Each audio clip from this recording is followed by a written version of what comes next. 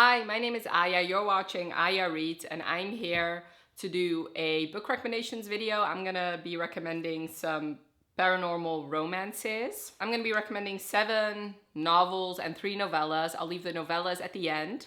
And basically, this is gonna cover the gambit of paranormal creatures. Maybe in the future I'll do separate videos of like all the different paranormal creatures. But for now, I just decided to put them all together. Before I even start, I love paranormal romances. It's one of my favorite genres, and I don't read enough of them in my opinion. And unfortunately this year I cannot read as many paranormal books as I would want to, because most paranormal books are in series, and since I'm trying to limit my series and finish as many series as I've already started, that kind of limits my paranormal reading. But I am planning on reading some paranormal series that I have already started this fall, so I'm really excited about that. But anyway, let's get started with the recommendations video. The first one I'm gonna recommend is an entire series, and it's the Stay Spell series by Juliet Cross. This follows 6 sisters, the Savoy sisters. They are all witches, as each one falls in love with a different paranormal creature. So you have, let me actually tell you. The first and third book follows a witch and a werewolf falling in love. The second and fifth book follow a witch and a vampire falling in love. And the fourth and sixth book follow a witch and a grimm falling in love. So I'm gonna go through them really quick. You can read them in any order you want, but I do have to say some of the stories, starting from the second book, you really do get to see Juliet setting up different couples in other books. So the first book you follow, like I said, a witch and a werewolf falling in love. In this series, at the beginning of the series, actually, werewolves are a supernatural creature that a lot of, like the other supernatural creatures, look down upon because they are so volatile. And actually, this book starts an arc that takes place throughout the entire series of the Savoy sisters fighting for werewolves and fighting for equal rights for werewolves. So that is an interesting side plot. So Evie meets a cursed werewolf named Mateo, and she knows that her big sister, she's basically the head of the household, and she has a rule that they don't help werewolves. But Evie takes pity on this werewolf because he's cursed. His curse is that his werewolf cannot come out during the full moon, and because of that, his werewolf has started yapping at him every single day in his head, which drives him bonkers. So the werewolf's name is Mateo, and like his actual werewolf, so the wolf inside of him, is called Alpha. And that is just like a very funny premise in this book. Alpha is hilarious in this book. And, they fall in love. Mateo realizes that he gets very quiet, like the wolf gets quiet when he's around Evie, which means he can concentrate. And like I said, this book starts the Savoy sisters really fighting for werewolves and helping them. And all of them actually deal with fated mates, by the way. The second book is a vampire and a witch falling in love. You follow Izzy, or Isadora, I think Izzy, and Devraj. Devraj is this famous Bollywood actor, and he's best friends with the hero in the 5th book called Ruben. Ruben is, anyway, I'm gonna talk about him next. Or I'm gonna be talking about him in his book. Devraj is very rich, and he accidentally hits Izzy with his car, and it's them falling in love. My favorite book in the series, Violet and Nico.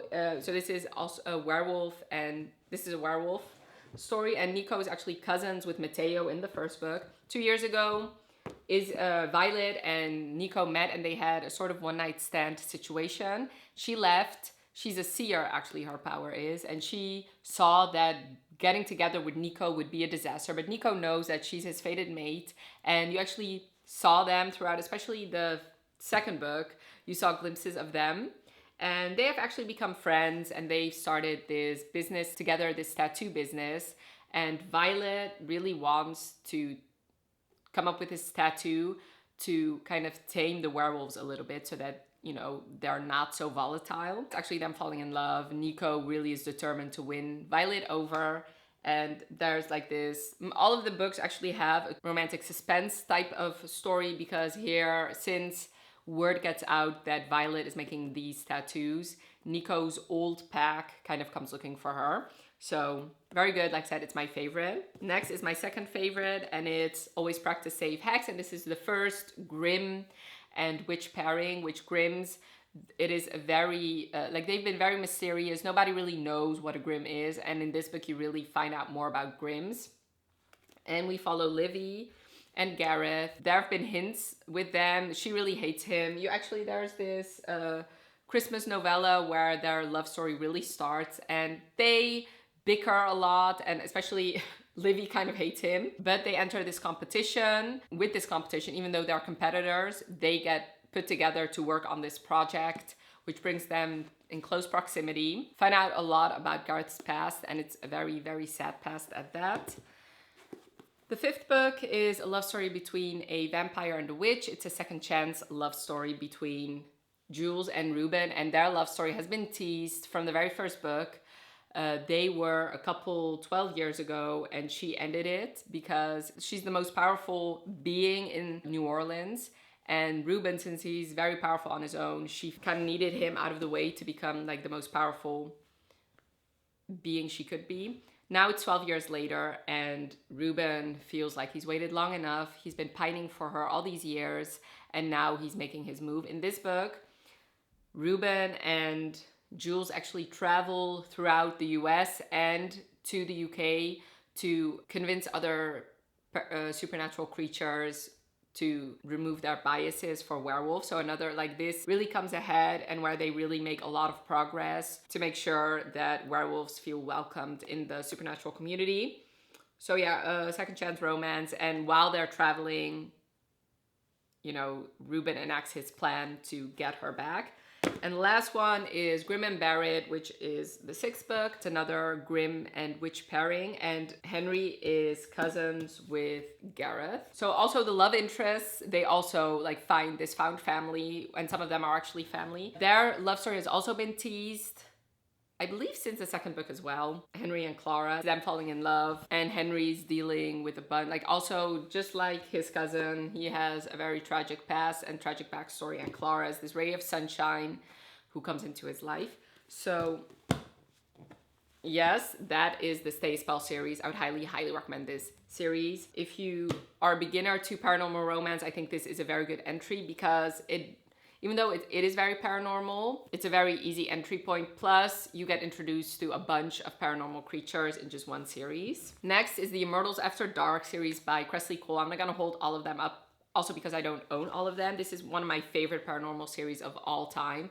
I love this series. It is a very big series. It has 19 books, but you fly through them, honestly. Like, I binged this series. I could not stop reading them. You basically follow werewolves, you follow witches, you follow Valkyries, you follow demons. Did I already say vampires? You follow like a bunch of paranormal creatures, and this is Fated Mates. This is a Fated Mates series, and basically almost every pairing in this book are enemies to each other. It all starts with A Hunger Like No Other, which is the first book in the series, and you follow a werewolf who has been imprisoned by these vampires for centuries. One day, he's been stuck under in the catacombs of Paris, and one day he smells his mate. So what he does is he actually gnaws off his own foot, because they regenerate, and goes after her, and he finds out that his mate is half vampire. So he's just like, has all these mixed emotions. He's turned on by her, but he also kind of hates her. And this starts such a long series that I absolutely love. The first one is not really my favorite. I believe I started really falling in love with the series in the third book. Actually, the first 4 books you can read without having read all the other ones, so you can decide which of them you want to start with. I just started from the beginning because I'm a completionist. I like to read series in order, but you can read any of the first 4 and not be confused. She did start writing the series in 2006, so it's almost 20 years. So some of the references, some of the things the characters say are a little bit dated, but I didn't mind, honestly. Like I said, especially starting from the third book on, I was completely hooked, and I fell in love with all these couples and all these books. I do really want to reread this book soon. I do know that a lot of people, I have listened to the audiobooks and they are really good, but I just prefer reading over listening. But if you're an audiobook girly, these definitely have good audiobooks. The Ex Hex by Erin Sterling. This is another good beginner paranormal romance. This follows witches and warlocks. I always pitch this book as a mix between Gilmore Girls and Charmed. You follow Vivi and Reese, and they had this whirlwind romance of a couple months 9 years ago. They fell in love, and he broke her heart, and she and her cousin decide to curse him. But in the years since he left, she has been social media stalking him throughout the years, and she realizes that the curse did not work, and he's lived a pretty normal life. 9 years later, he returns, and suddenly everything that can go wrong for him is going wrong. So Vivi realizes that the curse has reared its ugly head, and now they have to work together to remove this curse, because it's not only affecting him, it's affecting the rest of the town. And feelings develop again, of course. I really love this book. This is really a comfort read for me. I don't know why. This just has a hold on me. It just like it embedded itself into my heart so soon. I already reread it and I still love it as much as I read it the first time. I'd highly recommend it. I know not a lot of, I know some people really didn't love it, but I really did. If you love contemporary romance and you want to dip your toe into paranormal, I would highly recommend this one. And I really loved it. I thought it was funny. I really related to Vivi, and Reese is just very hot in my head. So this is a series, but you can honestly read this as a standalone. The second book follows her cousin and his brother. So, and I read the second book, I liked it, but I didn't love it nearly as much as the first one. I actually lied, I have 4 novellas, I just realized. Anyway, next is The Lady of Rooksgrave Manor, and it's also like all of the Tempting Monster series by Catherine Moon. It's a reverse harem or why choose romance, following different monsters. So this is basically a monster romance. First book, you follow, I forget her name, but this is also a historical romance because I don't remember when this takes place, but it's a very historical setting. She's this maid and she discovers this doctor who can like pleasure women. So one day she listens in and then he finds out and he performs on her as well, and then they have sex, and while they're having sex he turns into a monster, and he discovers that she's really into that. So he suggests a place for her, Rooksgrave Manor, so she could basically become a sex worker having sex with monsters.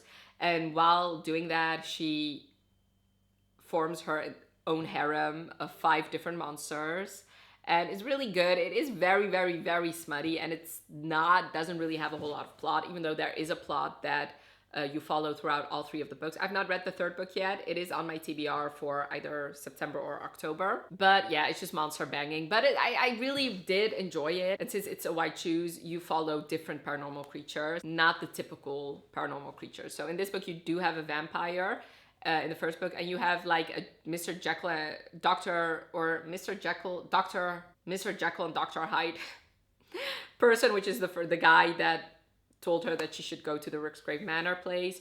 You follow you follow all sorts of, you follow a sphinx, you follow all sorts, like an invisible man, you follow all sorts of different paranormal creatures, and each why choose in the series has different monsters from the rest. So you'll follow, like in the whole series, you have, I believe, like 14 different paranormal creatures.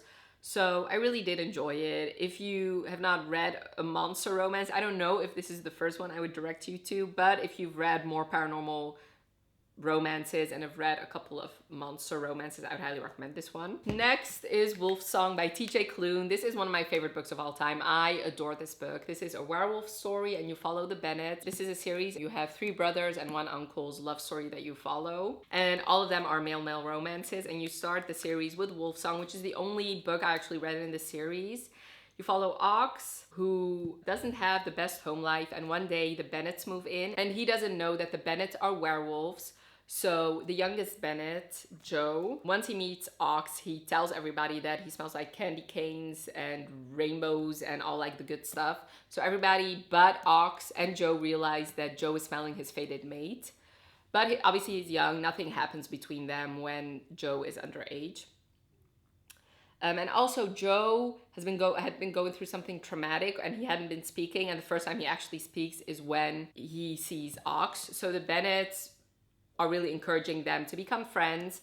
So they do, and you follow this slow burn. Like you follow them as kids when they're best friends, and then you follow them as Joe gets older and feelings start developing. But then tragedy strikes the town and Joe leaves for years. So this is very, very heartbreaking. Like I almost cried when reading this book.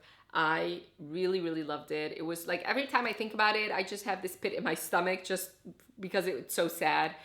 But it's a second chance romance as well. And it's such a good werewolf story in my opinion. Like you really follow this whole pack. And I think TJ Klune, since he's such a good, he knows how to write found family so well. He did so in The House in the Cerulean Sea as well.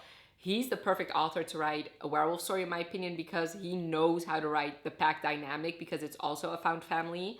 It is so good. I really, really love this book. And I'm actually doing a reread of it this month, and I cannot wait.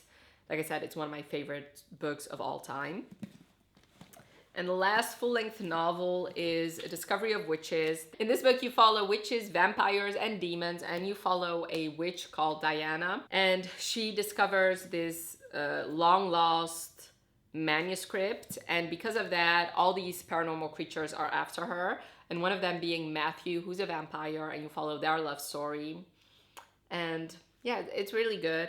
I've only finished the first book. I tried reading the second book, and even though I love historical romance, that book, you do a bit of time traveling, and I did not like that book at all, so I DNF'd it.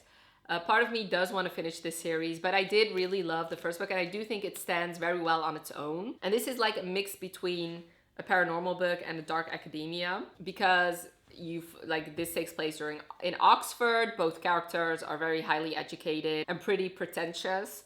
I really love it, and I would highly recommend this one. And I do want to reread this book in the future, because I did feel like the whole paranormal creatures in this book was very well done, and like the lore behind it was very interesting in my opinion.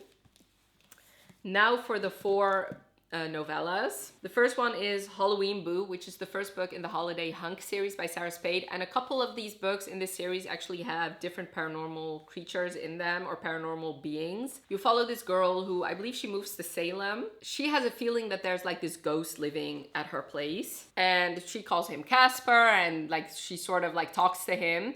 But the night before Halloween, like this hunky guy shows up in her apartment, and it turns out that he's the actual ghost. This was a really fun novella. It's only 106 pages, so you fly through it.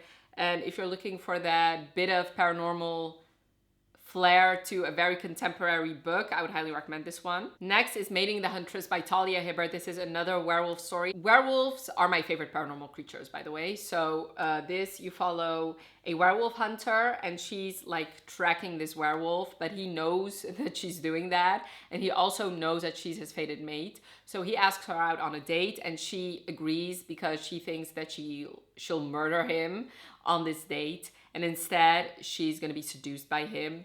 This is very good. I love Talia Hibbert, and I've only read other contemporaries by her, and I believe this is her only paranormal book, but I did feel like she did very well on the paranormal aspect. This is quick, this is smutty. So if you're looking for a quick, smutty, paranormal good time, I would highly recommend this one.